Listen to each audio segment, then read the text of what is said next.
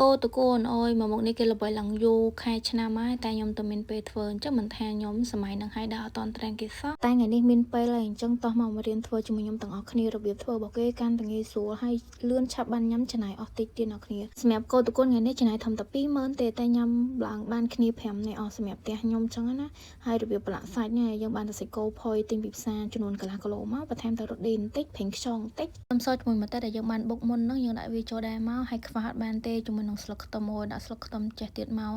ធ្វើឲ្យសាច់គោរបស់យើងឡើងឈ្ងុយមកប៉ុណ្ណឹងអត់គ្រប់ទេកុំភ្លេចបន្ថែមពុកមាន់មកគ្រាប់ទៀតណាដាក់ពុកមាន់មកគ្រាប់អញ្ចេះធ្វើឲ្យសាច់គោរបស់យើងកាន់តែជាទៀតដែរពេលដែលយើងអាំងសូមបើប្រាំងស្ទើអញ្ចឹងមកហើយដាក់ខ្ទះឲ្យក្តៅដាក់បឺអញ្ចឹងមកអូយឈ្ងុយណាស់ហើយសាច់គោជាមួយនឹងពងមាន់ណាបានយើងអាំងហាំងឆៅស្ទើនៅគ្នាពីមុខនឹងវាថាចាប់ជាតិគ្នាណាបើកម្លាំងឲ្យឆ្ងាញ់ទៀតហើយបានសាច់គោហាំងផុយតួគួរដែលយើងឈូសឲ្យស្រួយអូយអាពី3មុខនឹងវាថាឆ្ងាញ់តែហ្មងហើយអ្នកចូលឆ្នាំមួយមិត្តភ័ក្តិអត់ដឹងថាធ្វើមុខម្ហូបអីអាចសែមុខម្ហូបមួយមុខនេះទុកបាននិយាយថាងាយស្រួលធ្វើ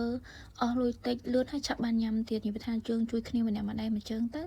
មួយចិត្តបន្លែមួយទៀតហាន់សាច់ធ្វើទឹកជ្រលក់មួយទៀតជីងគ្រឿងកំប៉ុងតិចអីចឹងមកមកមុខនេះញ៉ាំលេងក៏បានញ៉ាំមួយបោះជាក់ក៏បានញ៉ាំមួយបាយក៏បានដែរនិយាយថាអូយមួយម៉ាត់ណាក៏ជាតិដែរហើយបានទឹកជ្រលក់តៅហ៊ូហិលចេះទៀតអូយ